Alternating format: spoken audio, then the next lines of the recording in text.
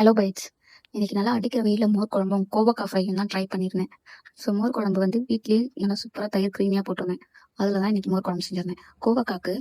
கோவக்காவை நல்லா ஸ்லைஸாக கட் பண்ணிவிட்டு ஒரு கடாயில் கடலெண்ணெய் 1 ஸ்பூன் விட்டுட்டு 2 ஸ்பூன் விட்டுட்டு கடுகு, சீரகம், சிறுபருப்பு, உளுத்தம்பருப்பு 4மே போட்டு நல்லா ஃப்ரை பண்ணிவிட்டு ஸ்லைஸாக கட் பண்ணி வச்சிருந்த கோவக்காயை ஆட் பண்ணி ஹை ஃப்ளேமில் ஒரு 5 மினிட்ஸ் அந்த எண்ணெய் நல்லா ஃபுல்லாக ஸ்ப்ரெட் ஆகிற வரைக்கும் மிக்ஸ் பண்ணிக்கிட்டேன். உப்பு ஆட் பண்ணி நல்லா கிளறி விட்டாச்சு. கரெக்டாக ஒரு 5 மினிட்ஸ்க்கு அப்புறம் அடி பிடிக்க ஆரம்பிச்சிடும். ஸோ அப்புறம் சிம்மில் வச்சு மூடி போட்டு விட்டிங்கன்னா ஒரு 20 மினிட்ஸ் அப்படியே விடுங்க. நல்லா முக்கால் வெந்து வந்துடும்.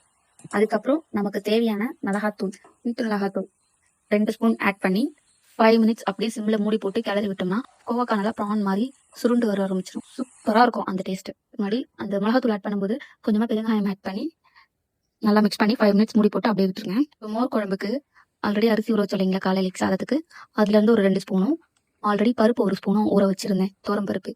ஸோ 2யும் மிக்சியில் சேர்த்துட்டு 1/2 இன்ச் இஞ்சி, 1 பச்சை மிளகா ஆட் பண்ணிவிட்டேன்.